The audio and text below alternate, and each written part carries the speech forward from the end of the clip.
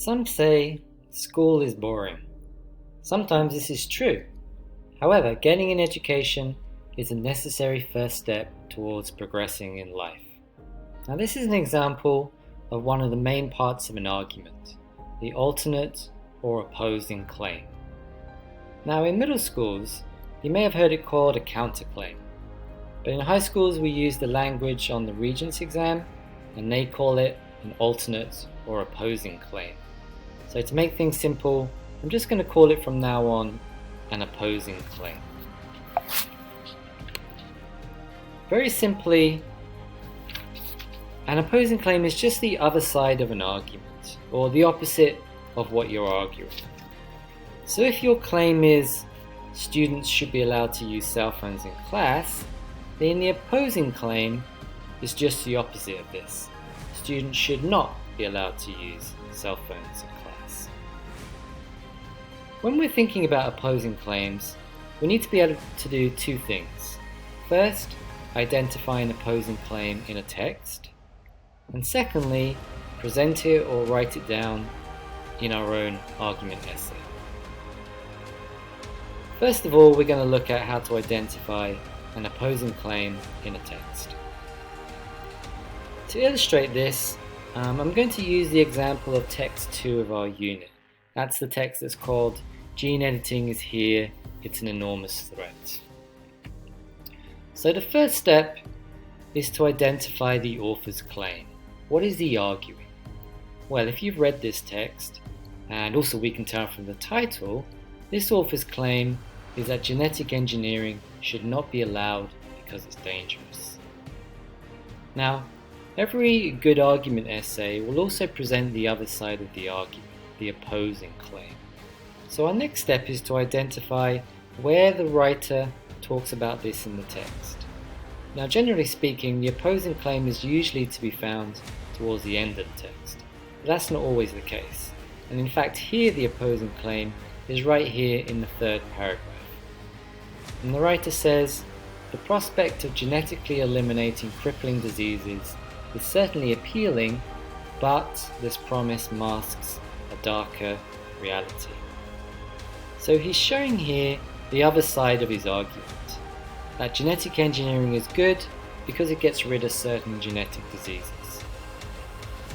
So we've identified now the opposing claim, and now we have to summarize it and show how the author rejects it. How does the author reject it? Well, he says, "But this promise masks a darker reality." So what he means is that though genetic engineering may be able to cure diseases, we don't know what might happen in the future. So in my own words, I could say something like, the author acknowledges that genetic engineering can cure diseases, however, he argues that this possibility can have unforeseen consequences. So we've looked at how to identify an opposing claim in a text. Now let's focus on how we might present an opposing claim in our own argument essay. And there are 3 steps here. Firstly, we have to acknowledge or recognize the opposing claim. We need to explain it, what it means.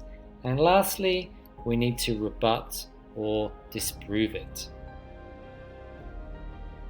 So step 1 is probably the easiest part, acknowledging or recognizing the opposing claim.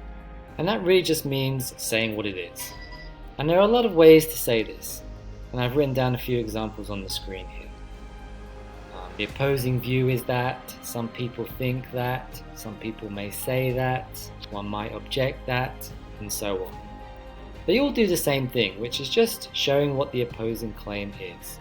So to take an example, if the issue is cell phones in class, and your claim is cell phones should be allowed in class, then you could start to present the opposing claim by saying, some people think that students should not be allowed cell phones in class. So you said what the other side of the argument is. Now you need to explain it a little by giving it a reason they use to support their argument. So this is step 2, explain the opposing claim. And in the example here, I've got some people think that students should not be allowed cell phones in class, so I presented the opposing claim. Now I explain it They argue that cell phones distract students from their work. It's a good idea here to put this reason as a separate sentence, like I have in this example. Now the last step is the most important, the rebuttal. And that's just a fancy way of saying, look, I get what your argument is, but you're wrong and here's why. And then you have to explain why they're wrong by maybe using evidence, or saying that their claim is mistaken in some way, or that they just haven't really thought through the consequences of what they're saying. So in our example, some people think that students should not be allowed cell phones in class. They argue that cell phones distract students from their work.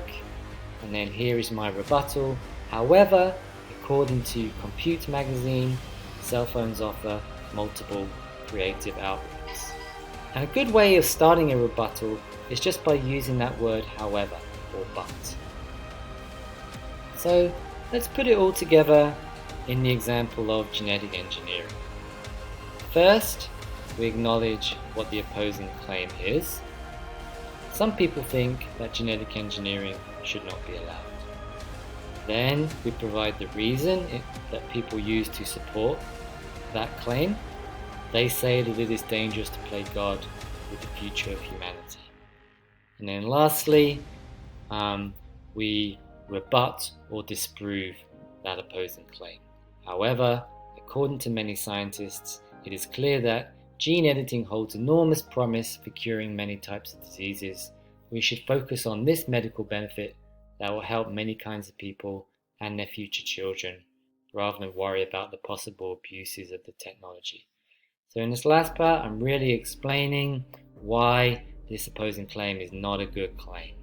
So when you're writing your argument essay, one paragraph of your essay should be devoted to providing the opposing claim, presenting it, and rebutting it, just like I set it out here. Bye for now.